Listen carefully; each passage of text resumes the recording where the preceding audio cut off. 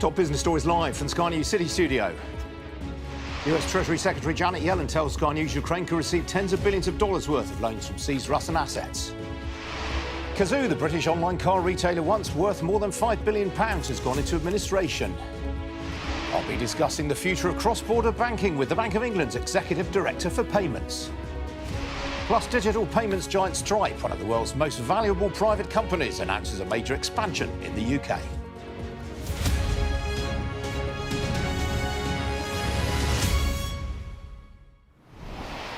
Good afternoon. This is Business Live with me, Ian King.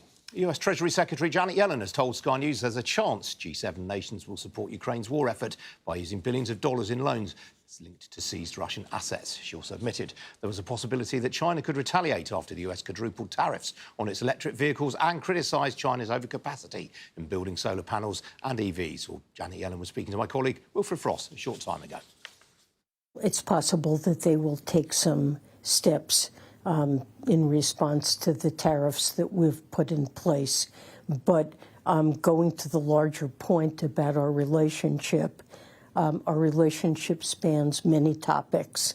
It involves frank discussion and ongoing communications, both about things we agree about and places where we can work together to accomplish positive things for ourselves in the global economy, and also having frank discussions about areas where we disagree. So when I say our relationship is in a better place, I do think that our communications have deepened. Is your message here in Europe that European allies need to match the US in being tougher on China? I think we share common concerns, and they relate to the fact that China's economy is now very focused on huge investment in manufacturing, and particular advanced manufacturing, semiconductors, clean energy. And the consequence of that is they've developed massive overcapacity in clean energy industries. Their capacity to produce solar panels is twice total global demand. Mm-hmm. And the same is true for critical minerals, electric vehicles, electric vehicle batteries. I want to touch on Russia and the Ukraine war. Clearly, Congress finally passed a big funding bill for Ukraine a few weeks ago. Focus now turns to your meeting in Italy with the G7 finance ministers and the frozen Russian assets. Yes. We know those assets are not going to be seized altogether and gifted to Ukraine. There's talk, though, that a loan could be given to bring forward future profits, to give more money to Ukraine now, to the tune of $40–50 billion.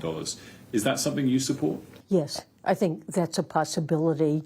I believe it's important for the G7 to work together to show a united front and to show that we can generate meaningful resources to support Ukraine over the next several years.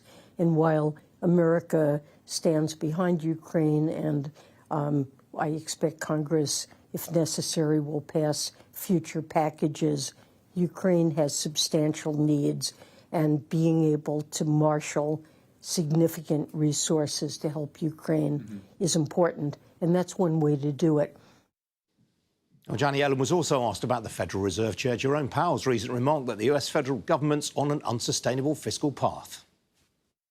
The debt-to-GDP ratio in the United States has gone up, but even with recent increases in interest rates are considerably lower than they were in past decades, and the interest burden of the debt at this point remains manageable.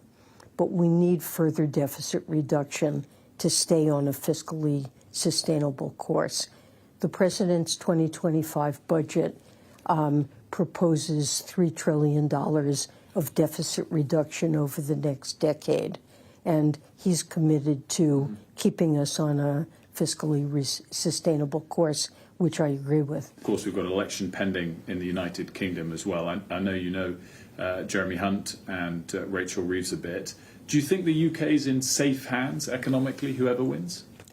Well, look, we have a very long-standing, deep relationship with the United Kingdom, and we're friends, we're allies, we've worked constructively through many different administrations in both of our countries.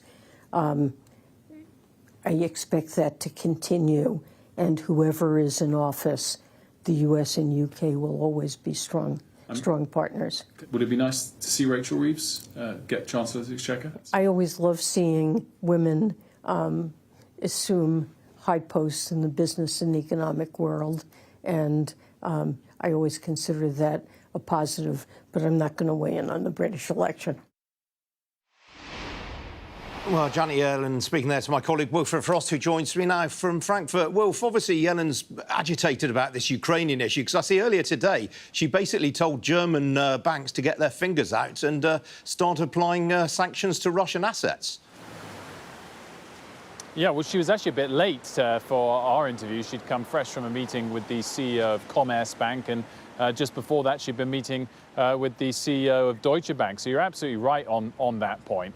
Look, I thought what was really interesting there was explicitly giving her backing for the idea that this $40 or $50 billion loan underwriting future potential interest and profits from the frozen but not seized Russian assets. I mean, clearly she's still got to convince G7 finance ministers. She's off to Italy this afternoon for 2 days of meetings with them, and then it would have to be approved by overall G7 leaders at their meeting in June. But clearly that is where the direction of travel is headed if the US Treasury Secretary, who would have to be really central to underwriting that loan, is pushing ahead of it. At the same time, as you said, some messages for European leaders and European business leaders of wanting to see them take tougher stances.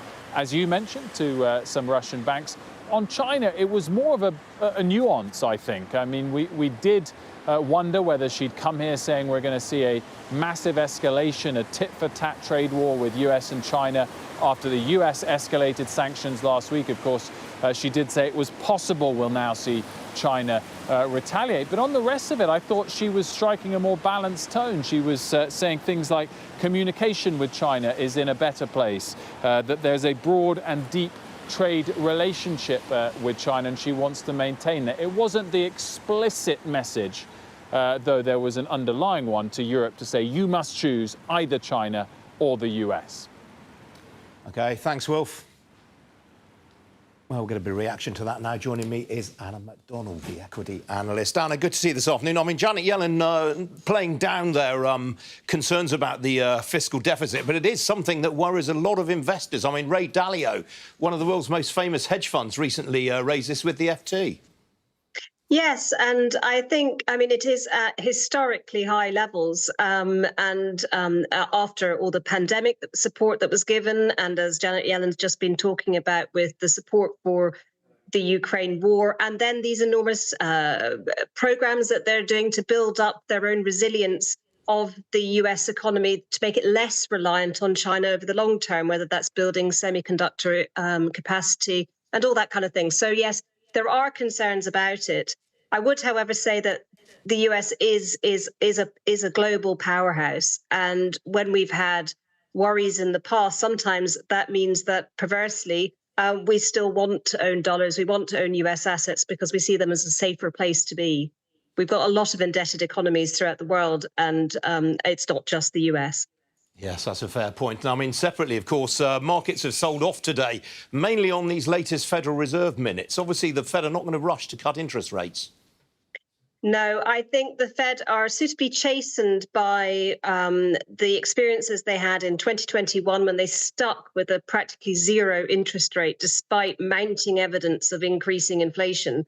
So they are there's loads of Fed Reserve members coming out over the last few days in various speeches emphasizing that need to be cautious. And because the economy is still in good shape, unemployment is still low, the economy is still growing, I think they feel they can take their time and want to be really sure that that data is correct about inflation getting back on track. I'd also say that, we have been reaching new highs in the NASDAQ yesterday, in the wider US stock market and in European stock market. So it's not unusual to get a bit of a sell-off and a bit of profit taking. Absolutely. I mean, do you worry that some valuations are a little frothy? There's a big piece in the Wall Street Journal to that effect today. The valuations in some stocks are quite high. Oh, I think we might have lost Anna there. Oh, dear. Well, it was fun while it lasted, wasn't it? Anyway, one of the biggest changes in financial services in the last decade has been the transformation of payments, with instant payments now the norm. And a key trend in coming years will be explosive growth in cross-border payments, with global payments expected to rise from $190 trillion today to $290 trillion by the end of the decade. That's partly due to millions of people getting access to banking services for the first time, but also due to a drive among regulators to reduce the friction involved in moving money from one country to another. Well, one of those regulators is Victoria Cleland. She's Executive Director for Payments at the Bank of England and joins me now. Victoria, lovely to see you. I mean, the world feels as though it's deglobalising with all this talk of tariff and trade wars and so on. Can we be absolutely sure that cross-border transactions are going to increase to this extent? We're definitely seeing a big increase in cross-border payments. I think what's really important, we're not just talking about big wholesale players. Cross-border payments impact on everyone, and the work we've been doing is looking at wholesale, retail, remittances, so people sending money home. So it touches on everyone's sort of day-to-day life, and trade is global. We want to buy things, we need to exchange the money. So what are the advantages of reducing friction in cross-border payments? So what we're really trying to do in reducing the frictions is to find a way to make cross-border payments faster, cheaper, more accessible so that more people can actually access them, and more transparent so that if you're going to make a cross-border payment, you understand how much you'll be paying your own currency rather than having to wait until the bill appears and it's like, oh. But if you can know that up front, it'll give people much more confidence in using the cross-border payments. What are going to be the obstacles to reducing friction? I'm not pretending this is easy, but it is really, really important. And I think that the prize of reducing them is really key. The most important thing we need to do is to work together with both the public sector and the private sector, and to look at cross-border payments holistically. It isn't something that we can solve just by new technology or by changing regulation or by data privacy. You need to look at them all together. So I think the biggest challenge is understanding what those frictions are and working out a roadmap to address each of them in a sensible order. And that's what we've been busy doing. And obviously, yeah, you're at the forefront of this, particularly with the G7. Is that where the lead is ultimately going to come from? So there's been a really big piece of work with the G20, who back in 2020 said actually cross-border payments are so important for the reasons that you mentioned in terms of size. So there was some work going on there to really understand what the frictions were. And since then, the Financial Stability Board and the Committee of Payment and Market Infrastructures have been working to develop this roadmap and actions. And some of the actions are on us as central banks. So I run the real-time gross settlement system for the UK, where about £775 billion a day goes across that. We are looking at enhancing the operating hours. So if we're open for longer, it means it's easier for us to be sending payments to other countries. We're also consulting about access, so enabling more people to operate. So the things that we as a central bank can do to remove these frictions, there are also things for finance ministries, there are things for the industry to be making the most of enhanced data from ISO 20022 messaging. So you asked about the challenge. The challenge is getting everybody to do their bit. Yeah, you slipped into a bit of jargon there. ISO 22, you better explain what that is. Yes, so ISO 20022, there are lots of ISO standards. You even have ISO standards for tea bags or for whatever. There is one that sets out the messages that are used for payments. And what it's really trying to do is, if you're going to send a message, it's saying, this is the key information you must have, and this is the order in which you must put that information. So if someone was sending me some money, perhaps you'd like to, you might say, oh, I'll put it to Victoria Cleland, or you could say Cleland Victoria or V Cleland. What ISO is trying to do is saying you must always put the data in this order. And it gives the ability to put a lot more information, which helps the financial sector to understand their customers more, look at anti-money laundering, and so really give some good insights and increases straight-through processing. But it's a global language. It's really trying to teach all the payment systems to talk the same language. To what extent is blockchain technology going to assist in reducing friction here? So there's lots of work looking at how blockchain could be used in this area. At the moment, a lot of it's still at a fairly experimental stage. There's some really interesting projects being taken forward, for example, with the Bank of International Settlement. They're looking at a project, Agora, which is really trying to think about how could you use some of that technology to put not just, say, Bank of England sterling on a platform, but bring together other central banks as well to start partly speeding things up. So there's potential, but as ever, we need to look at what are the risks of that as well. What are the challenges? In the Bank of England, we are in the process of renewing our own real-time gross settlement system, and we're not using blockchain or distributed ledger for that, but we have got the capability that if an organisation wants to link to us and use DLT, they can do that, and we've already got a player who's doing that at the moment. Now, there's been an enormous amount of technological innovation in the payment sphere over the last few years. Do you see that continuing at this sort of pace? Are there things that we don't yet know about with payments technology yet to come? I'm sure. I mean, there are always things we don't know about. I mean, 10 years ago, would we have thought we'd be paying by our phones? A lot of the developments we've seen so far have been very much more at the front end, so to speak. So, for example, contactless cards, then becoming using phones to pay, watches to pay. So that's really helping the consumer. I think what we're seeing now is more is going on behind the scenes in that terms of the back end. And I think that's where you can really address some of these underlying frictions. So that's why we as a central bank are changing our systems and why there's so much work going on there. Do you think the bank's got a communication job here? There'll be some people who are uneasy at this sort of pace of change.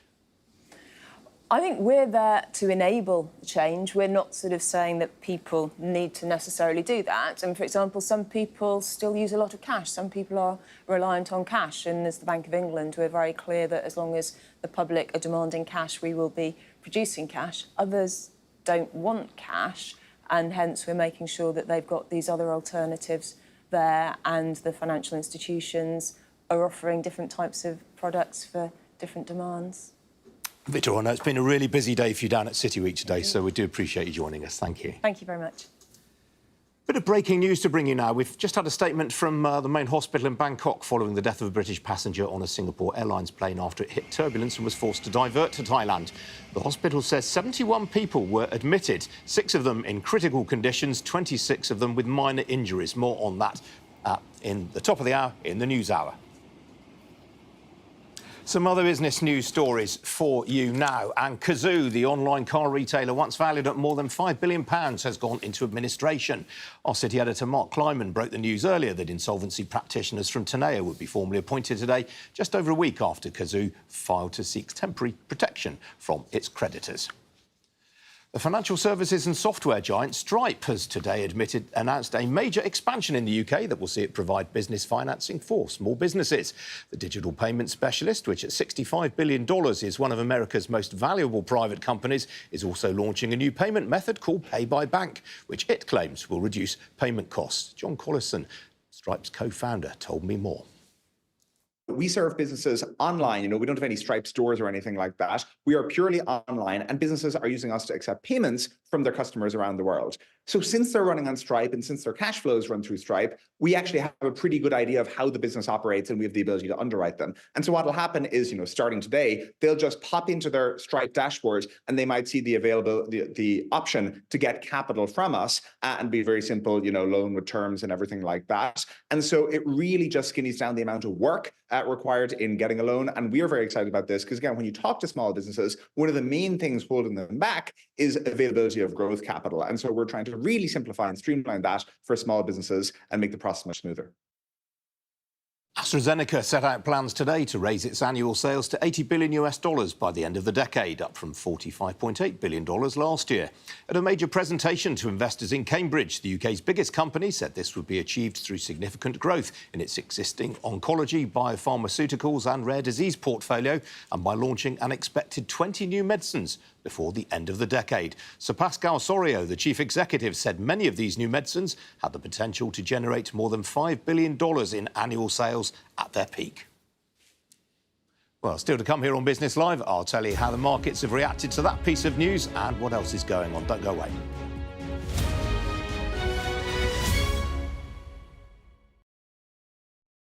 It's really interesting because what they've been able to do is sort of stabilise living breast tissue in the lab for about a week. And what that means is that we can see directly the impact of new drugs and new therapies, how they would respond in the human body, as opposed to just in cells or in our closest animal relatives or anything like that. So this has the potential to really individualise and change treatment for women and men if they get breast cancer as it progresses. But this is very, very early stage. So more and more people are getting breast cancer. The mortality is dropping, so more and more people are living for longer with it or are surviving it. So what we need to do now after this piece of research is actually work out how we use the drugs on this tissue and see what happens next. Because when you look at human tissue as a whole, there are whole loads of things that go into it. The blood supply, the immune response, even just sort of the matrix that it lives in. And that's how we will begin to be able to tell the difference between why do some drugs work in some people and not in others? And when we can individualise care, that's when we will get the better responses. When you see these stories in the newspaper, you think, oh, how is this going to help me tomorrow? How is it going to help my loved one tomorrow? And unfortunately, we are quite a long way from that. But anything that gives us hope when we know that cancer incidence is rising is hugely important. We know that some cases of breast cancer will be related actually to alcohol. There's no safe amount of alcohol that you can have to reduce your risk of breast cancer. The more you drink, the increase your risk is. But what this research was showing, that over 10,000 people died of alcohol-specific related deaths in 2022. And that was the highest amount that has ever been recorded.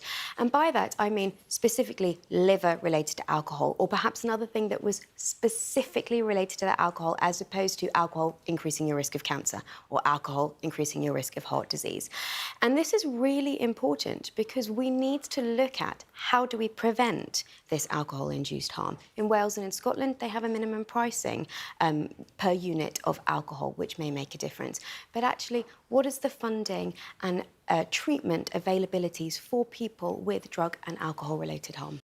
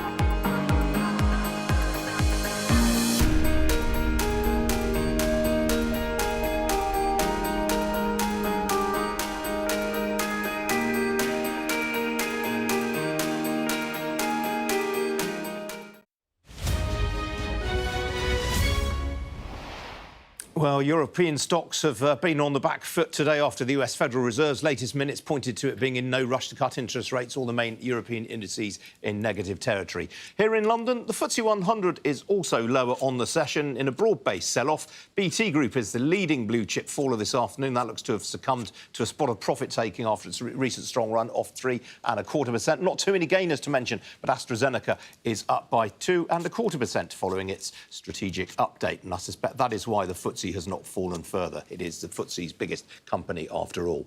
Outside the top 100, the sandwich and ready meal maker Greencore has risen by 18%. That's on news that full-year results will be better than expected. But a clutch of mid-caps are down after trading updates, and they include the airport and railway station caterer SSP. Ironically, its CEO used to be the CEO of Greencore. That's Patrick Coveney, of course. Meanwhile, the car parts supplier Dowlais is off 5%. That's after it warned that sales this year will be lower than expected. Meanwhile, Pennon Group, the owner of South West Water, also off by 5%. That's after its results came in below expectations. Over on Wall Street, Nasdaq has fallen from last night's record closing high. A lot of attention this week on Nvidia, the chip maker. It's slightly off this afternoon ahead of its closely watched results tomorrow evening. On the foreign exchange markets, well, it's been quite a quiet session on the whole. Look at that. All the main currency pairs barely moved on the day all right now. As for the oil price, well, that has given back all of the gains made over the previous two sessions. A barrel of Brent crude is currently changing hands at $82.57 a barrel. That's off just under 1.5% on the session. Well, that is it for me for this afternoon. I'm afraid there's no programme tomorrow morning because of the Post Office inquiry, but all being well, I'll be back with you at 4:30 tomorrow afternoon. Hope you can join me for that. In the meantime, don't go away. Coming up next is Jonathan Samuels with the News Hour and all of the latest concerning that Singapore Airlines aircraft and the passengers who've been admitted to hospital in Bangkok. See you tomorrow. Cheerio.